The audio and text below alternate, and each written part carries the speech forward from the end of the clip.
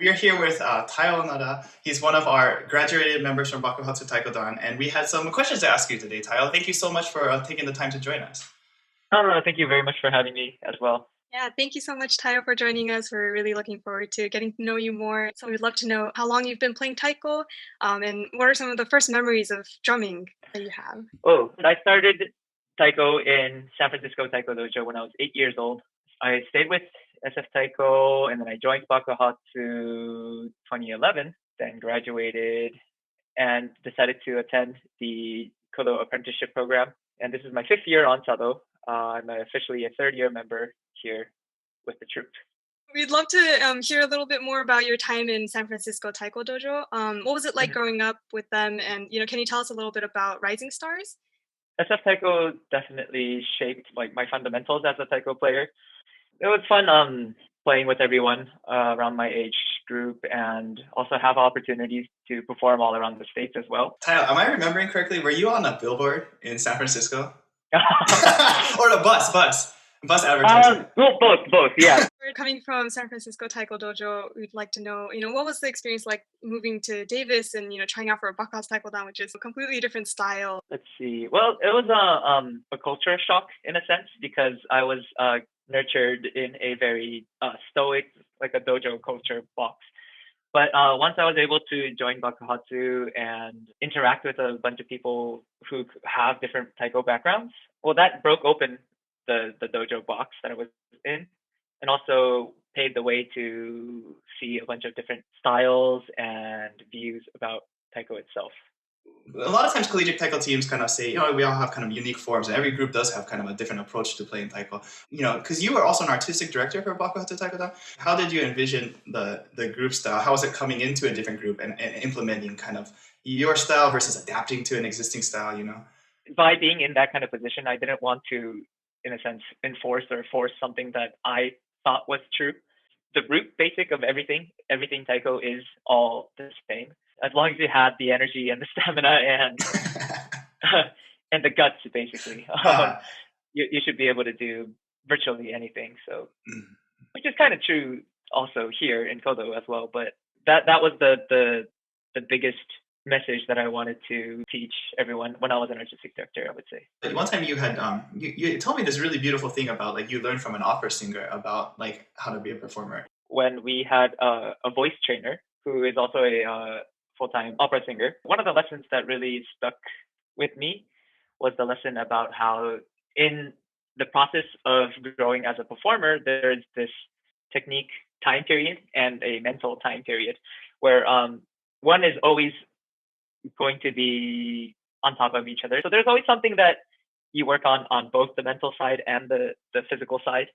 So it's just a endless race between the two where you have to keep on working on is kind of the gist of what she said. The technique allows you to say something that's inside you mentally, spiritually, that you have something you want to say, but then you have to be able to say it, right?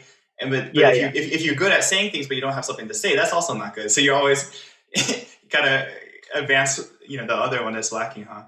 We wanted to ask you a little bit about your decision to join Kodo, right? And a bit about what you've learned on the world stage. I think that really ties into what we're talking about. So if you wouldn't mind just telling us a little, what you can about like your decision to join Kodo, the trial process, and kind of how where you're going on your journey. All right. So the first time I saw Kodo live was at Mandavi, UC Davis Mandavi in 2013. After being inspired by Kodo and whatnot, we went to the Collegiate Invitational a few months after that, and I met Yui. And she turned out to be a UCLA alumni and also a Kodo staff member. And she was the one that told me about the apprenticeship program, which is a program that you need to attend in order to become or to be selected to become a member of Kodo. And a few years after that, I decided that I wanted to further pursue taiko, and I thought there was no better place than Kodo to be able to hone my skill sets because looking into their apprenticeship program, there's things like tea ceremony and no theater and a little bit of farming and a bunch of things that shape the Japanese art form as it is now, basically. 2016, I decided to fly to Japan. First time actually living in Japan for an extended amount of time. 2017, our first selection happened, and 10 people were in the first year, and 4 people dropped. Once the second year finished, me and my another cohort ended up becoming a junior member. And there are cases where some junior members don't make it to an official performing member, but for us two, we were lucky we were able to become a professional member in 2019. Yeah. And here I am. Of course, learning about the art form is a very key aspect of the apprenticeship program, but more importantly, it's to, one, grow as a person, really look into yourself and evaluate what kind of person you are. And once you become a Kodo member, what kind of goals do you want to achieve and what kind of player you want to be and that kind of stuff. Yeah, those are the 2 really big things that you should really focus on during the apprenticeship program, I would say. This year we've been kind of remote, so our typical year has been really different. But one thing we did this year was kind of focus on composition and elements of composition. Talk more about music.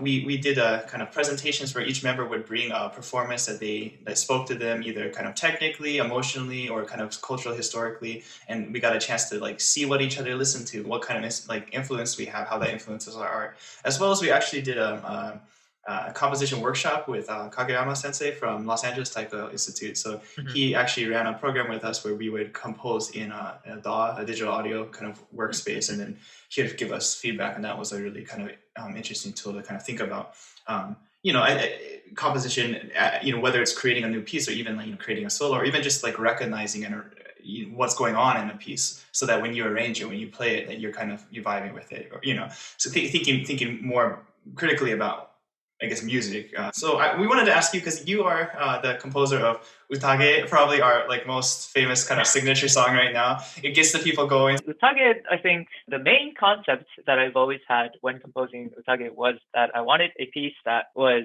a ball of energy, basically. With that concept came a phrase that you would sing it during the dance off part. Odoru aho ni miru aho onaji aho nara odora ni son son. To translate, there is a dancing fool and a watching fool. And if we're the same fool, then better off dancing. That mindset of that phrase stuck with me. I just remember one night, I just couldn't fall asleep. And that night I ended up just writing 90% of the song. Once we were able to get people to play the song that I actually wrote down, now what the process was to, trim down the things that we don't need or add things that we do need, and just fine tuning and polishing everything. Like a party, right? It just happened one night. Basically, yeah, it happened. Yeah, one night it just happened. Looking back, even for me right now, I don't really have that much, say, musical background. I mean, I've been playing taiko all my life, but all I can do was draw from the pieces that I've played before, or from the music that I've listened to before, right? So I would borrow a bunch of phrases and mash it together. Because I didn't have that musical skill set, what I really wanted to push was the energy and that aspect of taiko, the visual aspect of taiko, rather than the musical aspect of taiko. I think was why Utage became that ball of energy. Oh, yeah. But I think that's a really maybe inspiring, hopefully, for our young members too. That here's Taiyo, he's a Kodo 20-year member. He doesn't say he has musical background, but is able to experience music, kind of take the things he likes and create with it. That it didn't stop you from trying to create, I guess. So Enma was the other one, and you wrote that with, I think, was it Sho, Natsumi, and Henry, a joint project. But this was a Odaiko solo piece and it's still typically played as like a last solo for our graduating seniors. Very different feel from Utage, but very powerful too. You want to tell us a bit about that composition? Well, we had a lot of boba nights. That's what I remember. But as far as I remember, I believe Sho was the one that had the very vivid image of the things that he wanted. Some kind of Odaiko solo song like SF Taiko's Tsunami. And then the first intro part on the beta. The phrases there we borrowed from Henry's old group in Japan, and Natsumi's marching band rudiments and experiences, I think, were the 2 main portions of the first half. And then the last half was just coming up with the end cue phrase, borrowing a concept from Tsunami, where we always have an end cue that we pass around when we solo on both sides of the drum. That's really cool. Collegiate players getting together, drinking boba and writing music together. Like that's kind of beautiful. I wanted to ask, are you composing anything with Kodo, or what's that process like? Everyone is free to compose. Some members would get a request to compose a certain piece for a certain occasion. But yeah, so the occasion where we compose, it kind of differs. If we feel like composing, we compose. For instance, last year during the self-isolation quarantine time period that we had for about a month, we decided to have like an event where we all gathered remotely and decided to compose on our computer and mics and whatever. And, just practice composing. That was an experience that got me to try to compose again, because it was one, good use of our free time, and also two, it kind of lowered the hurdles to compose. So I guess to wrap up this section, what advice do you have for particularly, I guess, our young composer or collegiate taiko players from your experience in collegiate taiko and beyond? Because I think I'm not the greatest composer, I think the best advice I could give is to compose more, to get rid of that negative mindset and keep on composing, and also have a lot of input, listen to a lot of different genres and listen to different taiko pieces, and just keep on inputting a bunch of information into your head and keep on outputting all the ideas that you have. And I think composing is just a feedback loop, basically, where you keep on putting in information and then you digest that and then you output it into something. Being a performer and knowing who your audience is will come in handy. We are always working with another person, right? So we always have to think about what this person wants and what their needs are. So in a sense, you're always performing for that person. So being in a performance type environment really hones that skill set for you once you decide to move on to, say, normal work and daily life. There's something you can get out of taiko that's beyond the stage. It's just how we interact with kind of people, even. Right? That performance attitude is kind of a skill. What were some of your favorite performances during your time in Bakuhatsu? San Jose Obon is definitely memorable. Especially playing Utage at San Jose Obon was an experience, because Raijin came up on stage with us to dance during the dance-off portion. That experience was definitely one of a kind, and I think summed up the college taiko experience for me. You were a student at UC Davis, and you did taiko just the way we are now. What was your major, and how did you use that knowledge to your profession now? Well, I majored in food science and Japanese. Okay. I was a double major. Japanese, I'm in Japan. Food science, I try to apply the things that I learned in nutrition to make sure I have good things coming in me. The knowledge that you've gained in college will come in handy no matter where you go, I think. Learning how to learn, the learning process, I think, is the most important thing about learning in college. What would you say is the most important thing for a collegiate taiko player? If you're having fun playing taiko, then by all means, keep on having fun and find ways to make it more fun. The most important thing about being in college is making connections with other people, I think. Because of that connection that I made in college, I am now here in Kodo. Yeah, be sure to outreach and be sure to talk to a lot of people that may not be in your field of education. And just, being able to communicate with a bunch of different people will make your life more colorful, I guess, in a sense, more valuable as well.